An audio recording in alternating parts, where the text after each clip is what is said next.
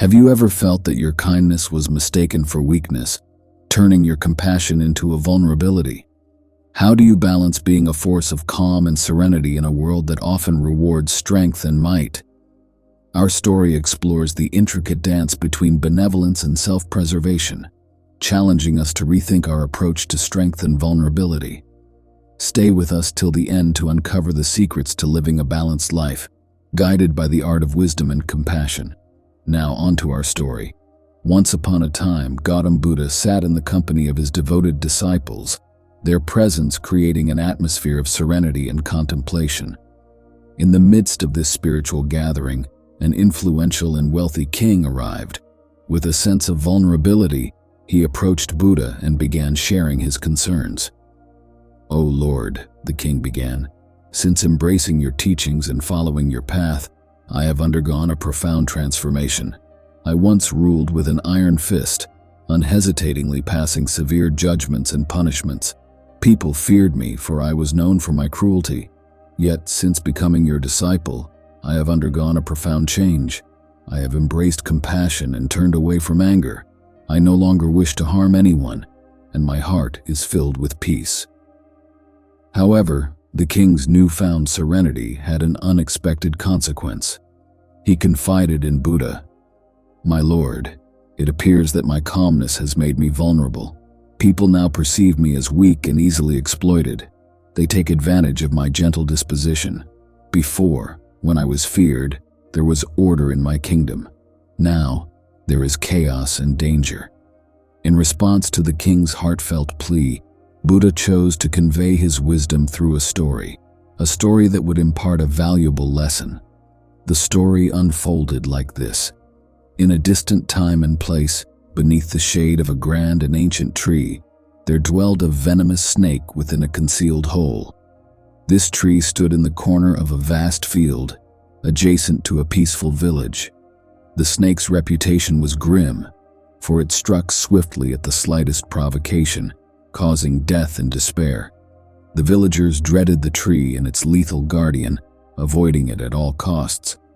One day, a wandering monk on a spiritual journey chanced upon this very village. Upon sighting the majestic tree, he decided to meditate beneath its branches before resuming his travels. Observing the monk's presence, some villagers returning from their daily tasks cautioned him about the snake's malevolence. They recounted tales of its deadly strikes and warned the monk to steer clear.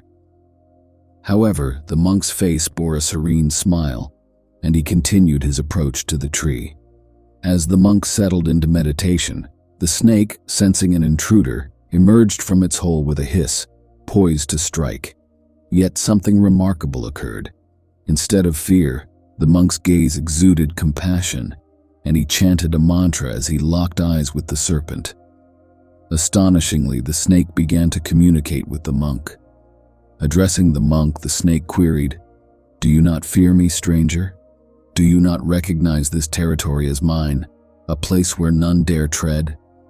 The monk, embodying profound compassion, replied, "My dear friend, what is there to fear?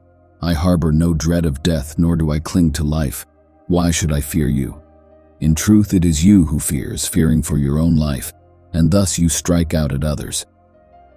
The snake, taken aback by this response, contemplated the monk's words. Until that moment, it had encountered only those who sought to harm or evade it. Never before had it encountered someone who bore no fear. Moved by the monk's insight, the snake divulged its deepest fears. "Indeed, you speak the truth," the snake admitted. "All my actions have been in the pursuit of self-preservation. The instinct to survive compelled me to strike out in defense." The monk responded, "You are correct, my friend. However, life is ephemeral. It is not right to harm others to preserve it. Release the attachment to your own life and fill your heart with love for all." Touched by the monk's wisdom, the snake underwent a transformation. It pledged to abandon its aggressive nature and refrain from striking others. The snake's decision, however, brought about unexpected consequences. Now that the snake no longer posed a threat, the villagers, once fearful, grew audacious. They taunted, scratched, and wounded the snake, leaving it in perpetual misery. The snake's newfound gentleness invited mistreatment. One day, the same monk who had first encountered the snake returned to the village. Upon seeing the snake's pitiable state, he approached with concern and inquired, "My dear friend, how have you fallen into such despair? Who has brought you to this woeful condition?" The snake, bearing its scars, replied, "O revered one, since I heeded your counsel and embraced nonviolence, people have taken advantage of my vulnerability. They no longer fear me. Instead, they torment me, causing me constant pain and suffering. Life has become an unending ordeal." The monk, compassionate as ever, gently clarified, "It appears, my friend, that you have misinterpreted my guidance. I encouraged you to abandon violence, not self-defense." He continued, "Just as an actor plays a role on a stage but remains detached from the character's emotions, you too must act wisely to protect yourself when necessary. The path of nonviolence does not mean surrendering to harm, but finding a balance between self-defense and compassion." With these words, the monk left the snake, imparting not only wisdom, but a newfound understanding. Buddha, after sharing this story with the king, posed a question: "King, have you understood the essence of this tale? Are you, like the snake, misinterpreting my teachings? I encouraged you to forsake cruelty, but not your duty as a king. To rule justly and maintain order, you must display strength on the outside, ensuring the security and well-being of your people. Internally, embody the wisdom and compassion of a monk." In the intricate tapestry of our world, it is not uncommon for benevolent souls to find themselves ensnared in situations where their inherent goodness becomes both a blessing and a curse. These kind-hearted individuals, driven by a genuine desire to help others, often fall victim to those who would exploit their generosity, capitalizing on their gentle and compassionate nature. It is within this delicate dance of human interaction that one must discover the path to maintaining equilibrium, adapting to the ever-changing circumstances of life without sacrificing their inner serenity.